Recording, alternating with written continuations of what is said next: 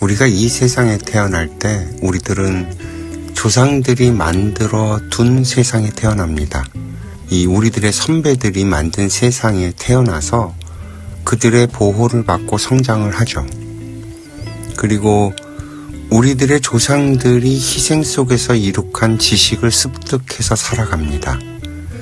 그러니 우리가 나는 세상으로부터 받은 게 없다느니, 부모로부터 받은 게 없다느니 하는 터무니없는 생각과 말들은 맞지 않는 얘기인 셈이죠.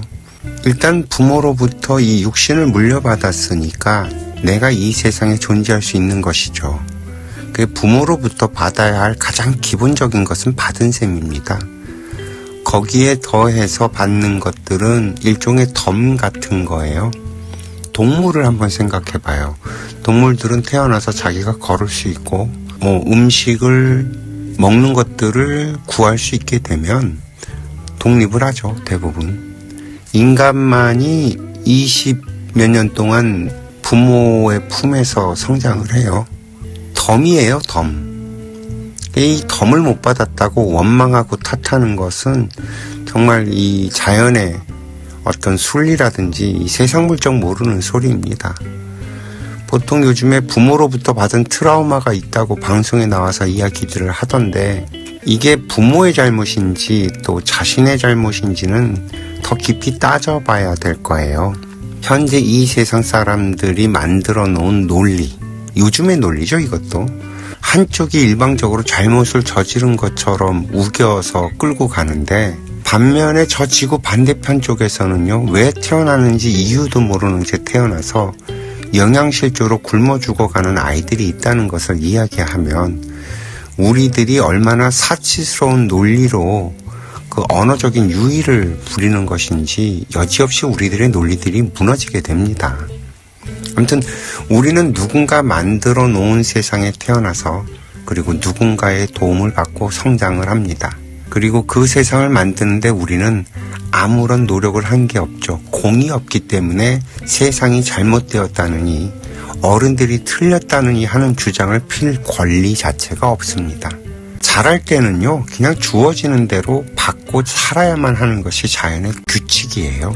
요즘 소위 선진국이라고 하는 나라에서 인권이니 아동보호법 같은 것들을 만들어서 부모와 자식을 격리시키고 부모를 구속하고 하는 등 여러 가지 사회 안전장치를 만들어서 아이들을 보호하겠다라고 하고는 있지만 이 제도가 여전히 불안하죠. 누구도 만족하지 못해요. 부모와 자식의 사이를 타인이 강제로 분리시킨다? 무슨 권한으로? 라고 할 수 있는 부분이거든요. 어쨌든 간에 이것도 하나의 인간이 만들어낸 시도겠죠. 이것처럼 우리가 다 성장해서는 선배들이 만들어 놓은 이 사회의 불편한 것들은 바꾸고 쓸모 없어진 것들은 버리고 필요한 것들을 새로 만들어가면서 우리 사회를 우리들에게 맞게, 우리 시대에 맞게 개조해 나갑니다. 인류는 지금까지 이러한 일을 멈춰본 적이 없어요. 시대를 이어져 내려온 하나의 공통분모를 꼽으라고 한다면 바로 이런 부분일 거예요. 대를 이어가면서 성장해가는 것 말이죠. 역사적으로 인류가 퇴보했던 적은 사실 단 한 번도 없습니다. 혹자들은 유럽의 중세시대가 암흑기였다라는 표현을 하죠. 그러나 그거 역시도 돌이켜보면 그 시대가 있었기에 르네상스가 일어날 수 있었다는 거죠. 그래서 그걸 암흑기라고 표현하는 건 또 후대들의 관점일 뿐이에요. 이 과거를 반면교사 삼아서 인류는 늘 성장을 거듭해 왔습니다. 이것이 우리 인류의 과업이고 숙제인 셈이죠. 사실 개인의 삶도 결국 같은 원리로 작동을 합니다. 우리들이 태어났을 때만 해도요, 개인 자가용은 회사 사장님들이나 국가 고위 관리들만 타는 것이었어요. 지금은 누구나 자가용을 다 타죠. 엄청난 변화예요. 텔레비전이 마을에 한두 대 있었던 시절이니까 이제는 텔레비전조차도 안 보고 손에 스마트폰을 들고 세상의 모든 지식을 접하며 살아갑니다. 물리적으로 보자면 인류는 감히 상상도 할 수 없을 만큼의 진화 발전을 이루었다는 거예요. 생활 환경은 정말 많이 좋아졌죠. 밥하고 빨래하고 집안일 하는 것만으로도 하루 종일이 걸렸던 게 세탁기, 냉장고, 청소기 같은 것들로 동시에 여러 가지 일들을 해낼 수 있어졌지 말입니다. 학교에도 도시락을 쌀 때 잡곡밥으로 싸야 한다는 강제 규정도 있었었어요. 지금은 물론 도시락을 싸서 학교에 가지 않습니다. 학교에서 공동급식을 하니까요. 엄마들이 할 일이 거의 사라졌죠. 집안일과 아이 기르는 일에서 엄마들은 훨씬 자유로워진 세상을 살고 있습니다.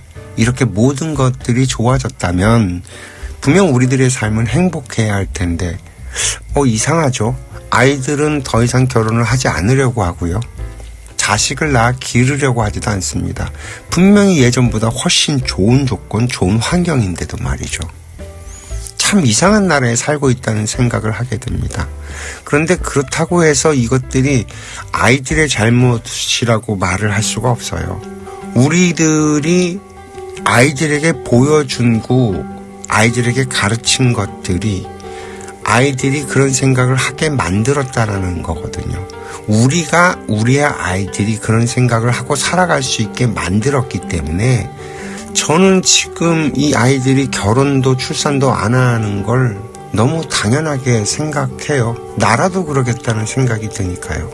제가 20대쯤에는 30이 되기 전엔 누구나 결혼을 해야 한다는 생각이 지배적이었어요. 나이 30이 가까운데 결혼을 안 하고 있으면 노처녀 노총각이라고 해서 사회에서 이상하게 바라봤죠. 결혼은 필수적인 것이라는 생각이 지배적이었습니다. 그런데 정작 저는 30이 넘어서도 결혼을 못했었죠. 근데 저만 그런 게 아니더라고요. 제 또래의 절반가량이 30이 넘어서 결혼을 못했었습니다. 어느 순간 사회 분위기가 확 바뀌어버린 거였어요. 그리고 또 하나 바뀐 게 있는데 제가 20대 때만 해도 이혼을 한다는 건 사회적으로도 집안에서도 죄인 취급을 받았었어요. 그런데 30대쯤이 되고 나니까 주변에 이혼을 하는 사람들이 점점 많아지더라고요. 시간이 한참 흐른 뒤에는 결혼을 안 하거나 늦게 하는 일이 그냥 자연스러운 일이 되어버렸어요. 대한민국 이혼율은 전체 커플의 절반이 되었고요. 돌싱이라는 말이 유행처럼 아무렇지도 않게 쓰이게 됐고요.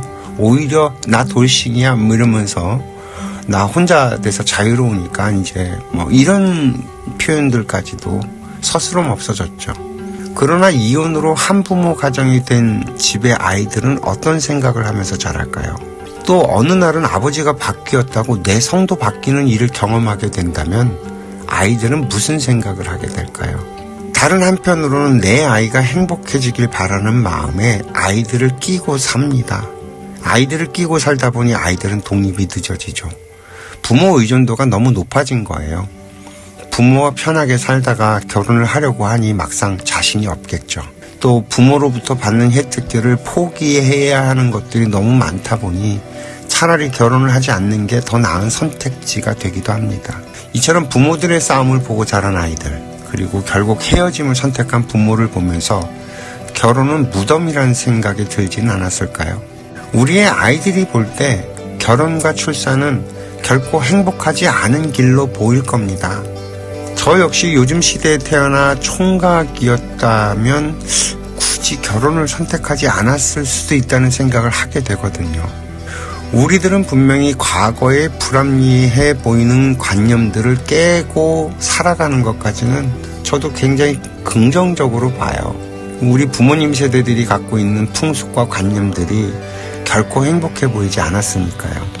폭력적인 가부장적인 아버지의 모습, 또 엄마들의 밑도 끝도 없는 희생의 모습, 줄줄이 낳은 자식들 사이에서 존재감 없이 커야 했던 나, 그리고 어쩔 수 없이 양보하면서 자라야 했던 형제들, 자매들, 또 나이로 밀어붙이는 위계 질서 같은 것들, 뭐 하나 좋았던 게 별로 없습니다. 다시 그 시절로 돌아가라고 하면 아마 다들 심리는 도망을 갈 거예요. 그렇게 싫어서 뛰쳐나와 내 좋은 대로, 내 방식대로 이 세상을 살았습니다. 눈에 좋아 보이는 것들을 선택하면서 말이죠. 그 결과가 오늘과 같은 세상이 만들어진 거예요. 그런 세상에서 더 이상 아이들은 결혼하고 싶지 않고 아이를 낳고 싶지 않은 거죠. 우리들이 만든 세상. 아마도 우리들의 아이들은 우리들이 만들어 놓은 이 세상이 너무 마음에 들지 않을 거예요. 요즘 아이들의 화두가 공평과 정의, 공정 같은 것들이라고 하죠. 아이들 눈에 우리들은 꼰대로 보입니다. 우리들도 부모님들을 꼰대로 여겼죠. 그래서 들이받고, 그래서 이 세상을 갈아엎었는데 정작 우리들은 우리 아이들에게 꼰대가 돼버렸습니다. 우리들은 부모님 세대들보다 더 좋은 세상을 만들지 못했다는 얘기예요. 그래도 우리 부모님 세대들은 이 세상을 물질적으로 풍요롭게 만드는 기본 토대를 만들어서 지금과 같이 아주 놀라운 세상을 만들어 놨죠. 산업화 시대에 자신들을 철저하게 희생해가면서 말이죠. 그러나 우리 세대들은 무엇을 만들어냈을까요? 민주화 시대를 만들었다. 글쎄요. 그게 우리가 만든 걸까요? 저는 민주화 운동을 했다는 세대들 속에 저도 속해 있습니다만 과연 민주화가 우리가 이룬 것인가요? 좀 그래요. 이런 말하기 부끄럽지 않나요? 정작 우리들은 자유로운 세상을 열었습니다만 그 덕분에 후대가 끊겨버리는 미래를 열었습니다. 민주화와 자유의 결말이 더 이상 자식을 낳아 기르며 살고 싶지 않은 세상이라는 겁니다. 좀 이상하지 않나요? 오늘날처럼 자기 멋대로 살아도 되는 세상이 어디 있다고 여전히 정치권에서는 민주화를 부르짖습니다. 독재 타도를 외치고요.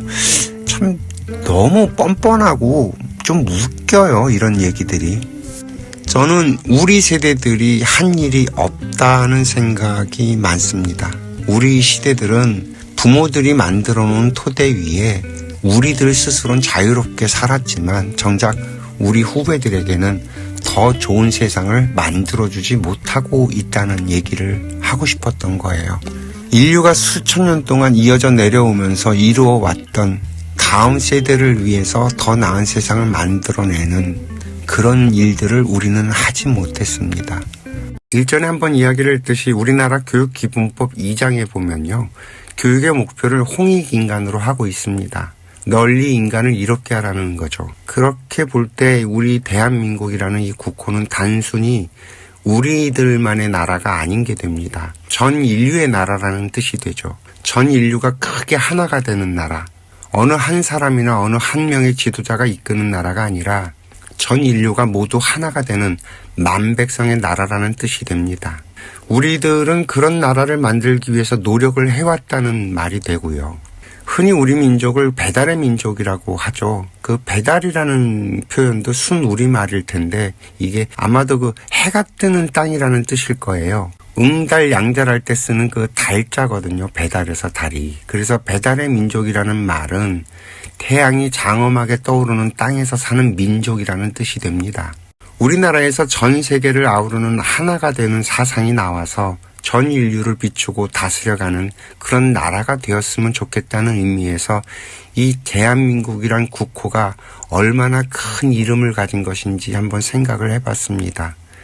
이제 얼마 남지 않은 우리들의 삶 속에서 우리들은 과연 우리들의 후배들에게 어떤 세상을 물려줘야 할지 정말 심각하게 고민하고 생각해 봐야 될 때가 되지 않았나 이런 생각을 해봅니다. 오늘 이야기는 여기까지 하겠습니다. 시청해 주셔서 감사합니다. 행복하세요.